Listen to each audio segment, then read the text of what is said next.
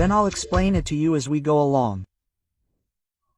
Today I found Alfredo Puglia H4 I pronounced it correctly. For the first time. Wait for the first time someone pronounces it. They've mangled it in every way. Oh my goodness. Right? But why is it easy? You read it the way you write it. You read it the way you write it. So, the last few weeks, no, exactly 10 days ago, I picked up the Bada pack on stage. It said Firefox, which was a Firefox search engine. Beautiful. So, Raphael, I'll explain it to you. Well, Raphael is a musician, then we'll tell you more about it. Okay, let's try to condense it. What interests me is, what I found today is research into people's passions. Passions that you usually carry with you throughout your life, and some become jobs and others don't. In your case, being a musician has become a job. Yes, but do you remember when it started? Although I suspect it because you come from a family of musicians. Yes. But when did you say, okay, I'll carry this passion of mine with me for the rest of my life, and then I'll tell you another question, so maybe you can connect the two answers. When did you realize that it was becoming a serious job? Good question, huh? I mean, if it's fun but serious. You know, because I'm used to always answering the same 2 or 3 questions. I owe this one to myself, but I don't care about what other people ask. I have to think about this for a moment because there have certainly been several moments that I can consider. Not so much epiphanies, illuminations, but more than anything confirmations that the path was the right one. Not the right one because it was profitable or something, but the right one because it gave me something back, right? Yeah, definitely. There was a moment when I won a European music competition, the one organized by Rodum Sunsplash in Spain, where we entered with the entire Arab band that I was doing my first things. Actually, I entered as the first one with Tazarista, right? And there I actually remember we ran into each other at the music workshops. Exactly. And then you're also one of the founders, by the way, we always greet him. We owe a lot to Antonio, all of Sassari, by the way. Yes, this is a beautiful thing. By the way, I'm playing with him yesterday. I was in the studio with him, and I'll tell you even more. Yes. And anyway, yes, within that context there was a moment, I remember, when I got off the stage in Milan, I had seen significant feedback for the first time and I said, gosh, maybe, this is the satisfaction that I would like to experience forever, right? And then later, yes, there was a much more important moment that was in London. I remember it now that I think about it. It was a moment that happened, before or after some 3 years later, exactly in 2013. I remember it perfectly because it was the first outing that we actually did where I was the frontman of the band, the first and only frontman, and that I was dealing with an international audience, so I no longer had my friends from Sassari or friends from Brixton, who come out of courtesy, maybe not, if they are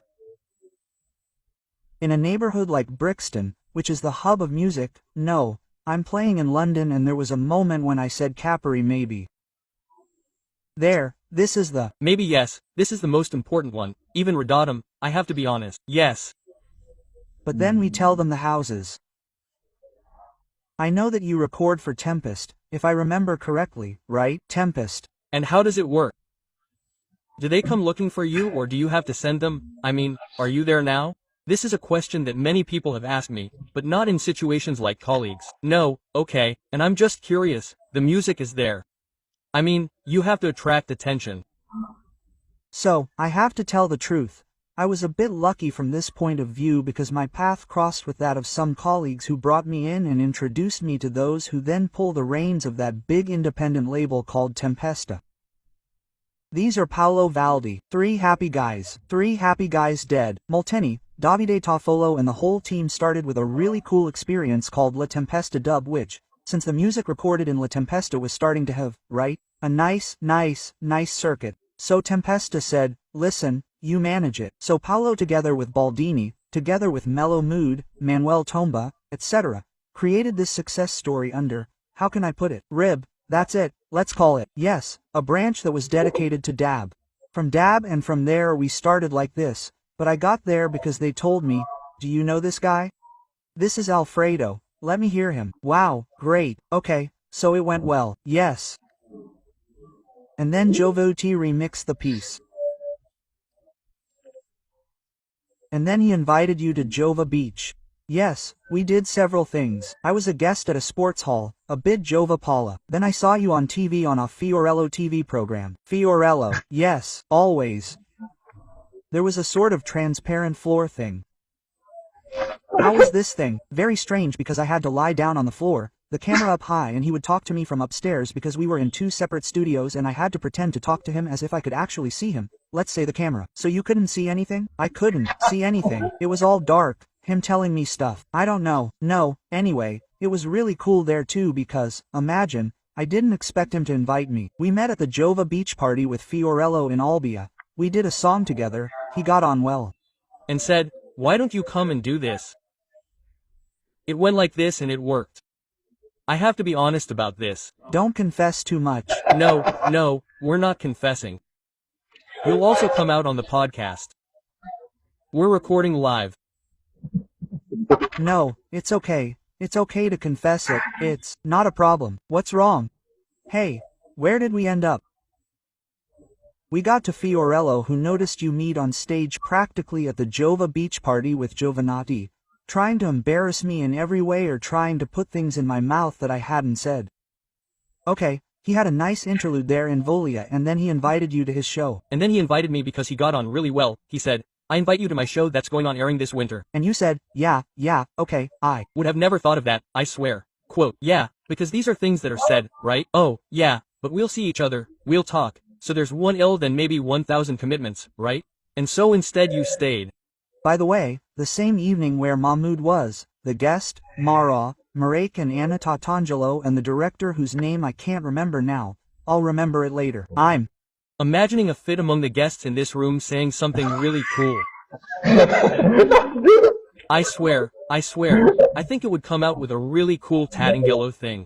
Yes, a version of Tatangelo that does the choirs, stuff like that. By the way, he's really tall. I didn't think when I saw him he had a half-meter of height. He looks like a little girl. I mean, apart from that, and he holds himself well, you know. He always looks like a little girl, but no, instead he's very, very. Do you understand? Well, like that. And then now, so we meet practically, I mean we meet physically at the airport. Then every time I'm looking for Alfredo, he's at the airport, so yesterday I said, why are you Alfredo? I'm sending you a message. And you found me. I wasn't there. Where are you? What airport are you at? You were in Catania. And here we also connect to the beautiful collaboration with Rui Pachi, who, by the way, is one of my childhood idols. Really? Yes, our Pachetuska once, that really cool guy. And you're collaborating with him, you're really working on him. But how? How did this happen? It started in April, I got a phone call, and, well, it was a drummer I work with. Alfred, look, Roy asked me about you, and he's always worked, he sings, but he's always had this sidekick, this figure who, you know, does all the dirty work, so he can rest.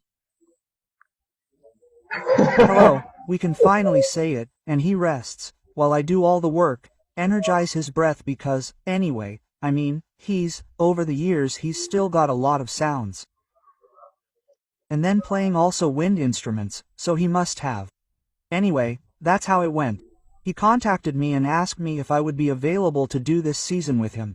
Actually, it was supposed to be about 10 dates because they had given me the first schedule. I said, wow, okay, yeah, come on, great stuff. But then in the end it started to become 20, 30, 40, almost 50 dates with the Aretuska tour, so I'm really happy. But one really interesting thing that I was talking about with him on the phone, the first time we spoke, is that the first date I did outside of Sardinia, anyway an important thing that didn't involve playing in bars, little clubs, was in Sicily at a festival called the Sicilian Reg Festival and Roy P opened. We opened Roy P and you see, Destiny, this thing. I said it but I don't remember, so we're already there. Yes, by the way, he told me I didn't even know it was in Sassari. I thought I lived in Jamaica. The Jamaican events in Sassari brought you there for a while. I remember you went there with the group, but it was many, many years ago. Yeah, many years ago. But then I see you around playing. You were in Goa, which is in India, right? In India, right? Yeah, sometimes in Goa. Yeah, a place. But how does it work there? I mean, there are the guys. There you go and do like the vocalist for the what's the name of that culture that they have. Yeah. I went into the sound system. Yeah, sound system. That one, that one. Yeah, they have beautiful speakers, some. Exactly. You can stand in front of them, you can't stand there, no. They really make your body vibrate. It's Crazy. You obviously like it. How does it work? I mean, they play a song that you know, or your song, or they throw you a backing track, and you can also do a freestyle. It depends, it depends. There are some shows where you go and you have your playlist, your backing tracks, etc. And you play them, and do your DG set showcase. Otherwise, the real Jamaican culture, which should always be mentioned and cited, suggests this. Then maybe I'll tell you why it works like this. Yes, tell me, the record has two sides, right? The vinyl has two sides, side A and side B usually. The instrumental of the song was put on side B. Because the culture of the sound system requires that you put the sung track, then you turn the version, there's the usual MC, the speaker who supports the sound system who starts improvising, toasting, doing the DJ style over that bass there. This culture, that is not rap, pay attention. is called toasting, it's called rabadab, which if you look into it, was the spark that gave birth to pop. Right? Like the raga muffin. The first rappers in America were Jamaicans who did exactly this thing, but they started doing it to different rhythms which were those of the F, right? Conlark and so on. Anyway, that's how it works, and I have to tell you that it's really cool because it's always different because it's improvised. Then when you start, someone else arrives, there's always this sort of thing. So you can exchange microphones, there's something. But you can prepare it for yourself. Oh, just chatting with him. But it's done in English. I mean, you could even throw him a rhyme in Italian. It happened that in Goa, during a party, at one point, this Russian MC arrived and started singing Russian. And then he answered you, do you know what I did? The Emma Minerali. Oh no, it's great, great. He talked to you, nobody understood anything. But it's really cool because it's a real melting pot, right? A crossroads of cultures. It was really cool. Tell me why. Oh, you haven't already told me why this thing happened, but because it comes from the fact that I mean, it has nothing to do with karaoke, right? It's more a question of poverty. I mean, that's the crux of it. I mean, in the sense that when you went to the studio, the musical material clashed, so you had to make do with everything. Squeeze every drop. Okay, so you have the piece to put on the radio, then the piece for the party, but it's the instrumental that you don't just. Maybe another singer would come to the studio, they had just recorded, I don't know, you'd listen to a backing track, they'd hear the backing track, they'd say, I'll do it too. So they would come out. Releases with instrumental sex and various different songs were published. In fact, you'll happen to listen to music with a song, you say this music I recognize, is it because you've heard it in some other song? Yes. Well, the only thing I remember was Anna Capelli Rossi, which was a piece by maybe Rita Marley, something like that. If you listen to it, no, dance, no, wait, oh, sorry, dance, sorry. Yes, the podcast is mine anyway. What was it like? And if you think about it, it's going to the red hair that I don't remember and maybe by a Marley, and that's where they did the song Anna Capelli Rossi, but it has nothing to do with the discussion. Then I let go and look for it because it's red hair and there's the Italian cover and the Italian cover, and so I had fun on this thing to put them both. Both of them on par. And now what do I ask you? What do you want to tell me? What do I want to tell you? You of yours. Of MYS, a beautiful moment in this musical life because I'm experimenting with new things. I've done some work that's a bit more courageous than what I did before. I've thrown myself into other things, I haven't thrown myself into it. I've let some things in, I've done more urban things. Yeah, come on, I mean. Maybe there's been some growth also given the period of, what's it called, lockdown. Yeah. Where anyway I wanted to get out of stuff. I tried to do stuff at home too. And so some stuff came out, others will come out this year. But the album doesn't work anymore. Good question you're asking me.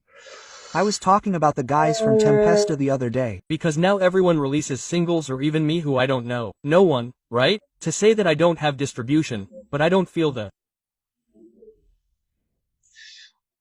urge to say no or to do yes anymore. But I mean, I finish a piece and release it because I say, well, if I release it on record, in the meantime you can put it on any digital platform, and anyway they won't listen to the songs the way you put them. Right? I mean, it's random. And then if you throw them all at once they'll lose patience. Then it depends, of course, the loyal fans will listen to everything, but the musical genre has changed a lot now.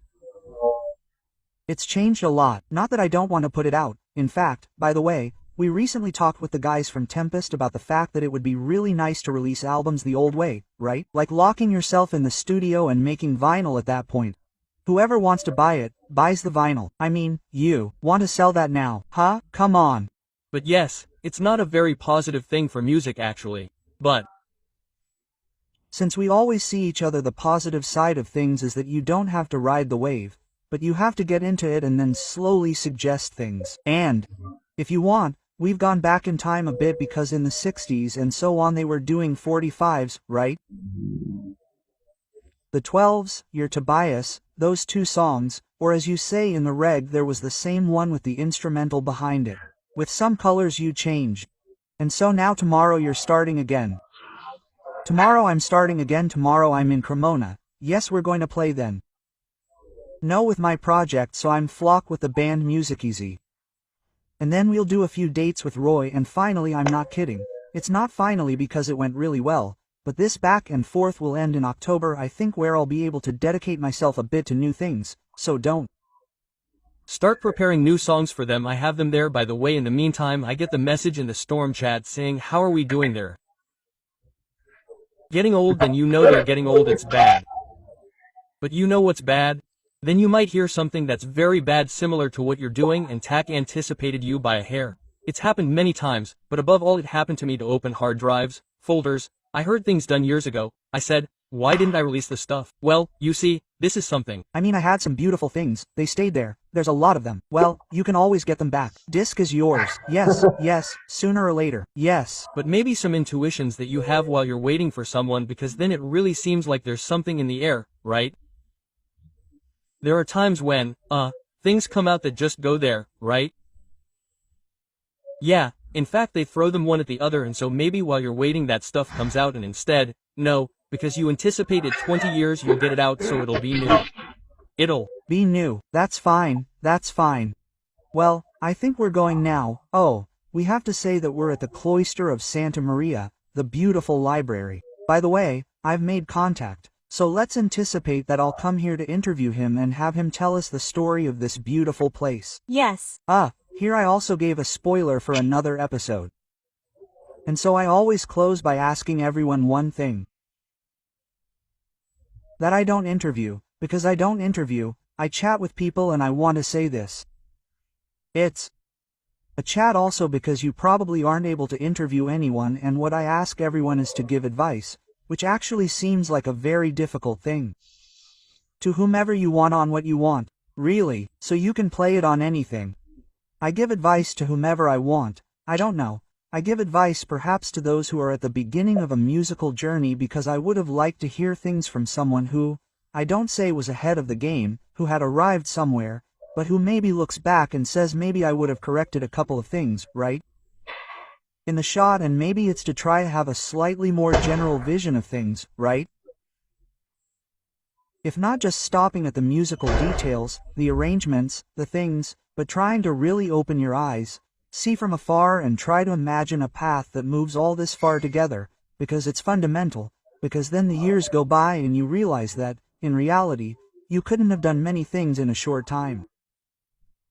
More, but maybe you would have done them in a more focused way. It's not an afterthought of mine, huh? No, well, of course. Well, anyway.